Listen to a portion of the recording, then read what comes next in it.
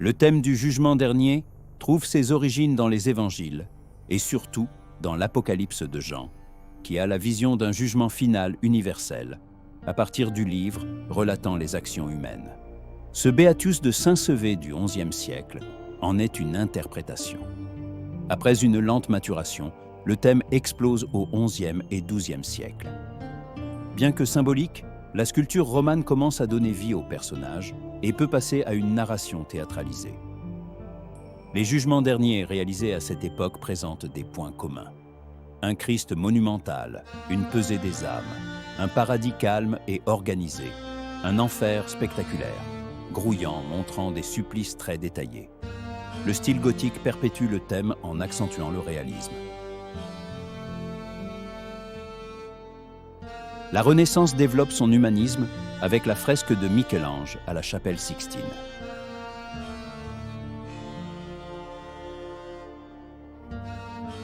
Aux nombreux pèlerins de Compostelle qui passent par Conques et aux populations qui pour la plupart ne savent pas lire, est délivré un message certes religieux, puisque le tympan marque le passage d'un monde où rôdent les tentations vers le lieu de purification. Mais il agit par la peur la plus extrême, pour guider les actes de la vie quotidienne, avec la sévérité des punitions pratiquées dans la société médiévale. Le tympan de l'abbatiale Sainte-Foy de Conques est riche et complexe. Il est compartimenté horizontalement et verticalement. Mais quelle que soit l'approche, le Christ en gloire en est la figure centrale, faisant le lien entre le ciel et la terre. Une première lecture structure ce tympan en 3 niveaux. Le niveau céleste qui inclut le Christ. Le niveau intermédiaire représentant des saints et des personnages historiques bénéfiques ou maléfiques du point de vue de la foi. Enfin, au niveau inférieur, des personnages de l'Ancien Testament et l'enfer. Une deuxième lecture insiste sur l'aspect jugement, avec ses protagonistes, ses innocentés et ses condamnés. Au centre, le Christ juge suprême, son greffier et des symboles de la justice.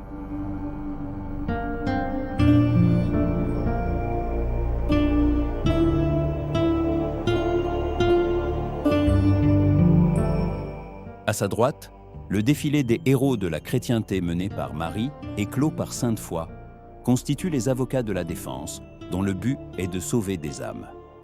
Au-dessous du Christ, sur l'axe de symétrie Saint-Michel, pèsent les âmes. Défendus par les sommités de l'Ancien Testament et accusés par Satan pour les gagner à sa cause. L'axe vertical passant par le Christ oppose le mal à sa gauche au bien à sa droite. Ce jugement est observé de près par les curieux. Le cadre général de ce jugement dernier étant campé, nous allons en découvrir les détails. Dans l'espace céleste, 2 anges munis d'un olifant émergent des nues pour sonner l'heure du jugement dernier. La lune et le soleil rythment le temps et nous font passer de l'ombre à la lumière.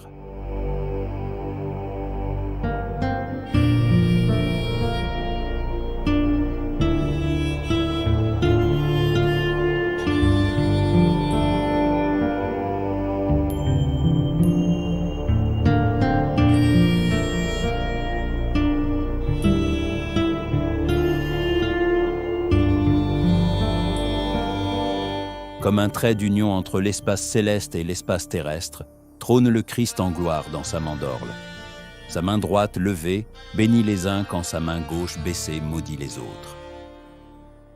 Il rend son jugement d'après le livre de vie où sont inscrites les actions de chacun. L'épée affirme que ce jugement est implacable et juste.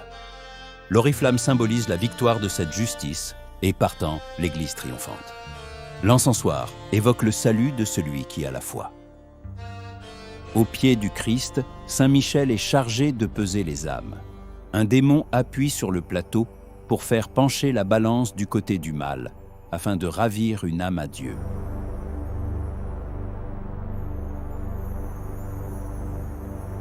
Toute la codification du tympan est exprimée dans ce détail, où le pilier de séparation se situe exactement au-dessous de l'axe de la balance. Les élus sont habillés, leurs cheveux sont coiffés, leurs attitudes sont sereines, alors que les damnés sont nus, cheveux défaits, corps contorsionné et grimaçant. La gueule de Léviathan les attend alors que les élus sont chaleureusement accueillis. Des anges soulèvent le couvercle de leur tombeau. C'est aussi la sérénité qui prévaut chez ces figures de l'Ancien Testament qui les accueillent et dont la seule véritablement identifiée est celle d'Abraham, protecteur des justes. Au-dessus, sous la protection de Marie, Sainte-Foy et Saint-Pierre, défilent des personnages historiques ayant agi au bénéfice de l'Église.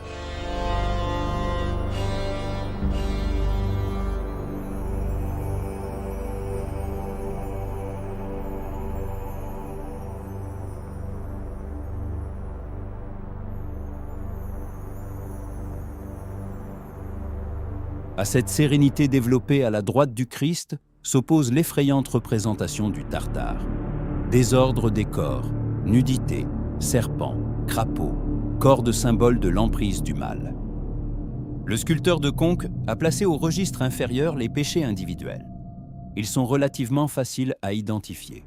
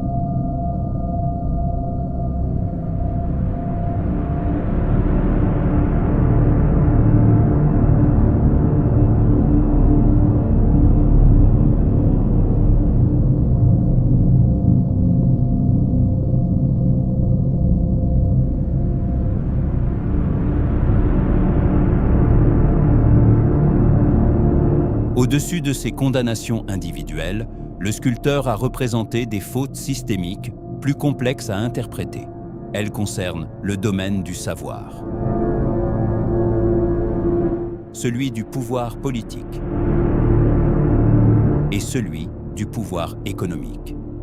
Sont visées les hérésies qui se développent au XIe et XIIe siècle. Béranger de Tours, qui doute de la présence du Christ dans l'Eucharistie. Pierre de Bruys, dont les adeptes brisent les autels et les croix. Arnaud de Bresse, qui dénonce le pouvoir temporel des papes. Henri de Lausanne, qui fustige le célibat des prêtres. Et ce qui sera le thème de ce tympan, le feu du purgatoire, prône une pauvreté totale du clergé. Enfin, émergent les idéologies manichéennes, telles que la cathare. Au défilé des élus, le sculpteur a choisi d'opposer un défilé des damnés centré sur la querelle des investitures qui, entre 1075 et 1122, opposa les empereurs germaniques au pape. On peut y voir l'empereur Henri IV, nu, à qui est reproché sa fausse soumission à Canossa en 1077, l'antipape Grégoire VII, imposé par Henri V, auquel un diable destine une génuflexion inversée en signe d'irrespect. La force armée est aussi un élément du pouvoir politique. Le même défilé en représente 3, dont l'arbalète condamnée au Concile de Latran en 1139. Le pouvoir économique est d'abord celui de battre monnaie.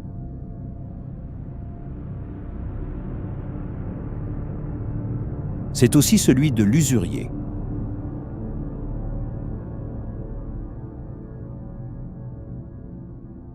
Enfin, c'est un drapier dont un diable dévore le tissu. Ce tympan confirme que le commerce de l'argent et le profit sont condamnés par l'Église, ce qui plus tard freinera le développement économique des pays catholiques par rapport aux pays protestants. Un regard rapide sur ce tympan pourrait le qualifier de manichéen, le bien et le mal, le paradis ou l'enfer. Or, le purgatoire, lieu intermédiaire entre l'enfer et le paradis, est déjà pleinement pensé au XIIe siècle, et le tympan de Conques, qui a été réalisé entre 1100 et 1125, en tient compte.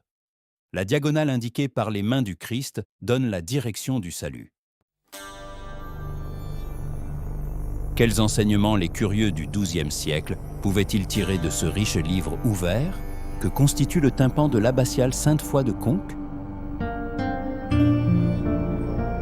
Ce tympan est indiscutablement un chef-d'œuvre de l'art roman. Il est aussi un document sur la société médiévale du XIIe siècle. L'emprise de l'Église sur les consciences et, en creux, les licences que s'octroyait la population, en dépit des menaces et d'horribles châtiments.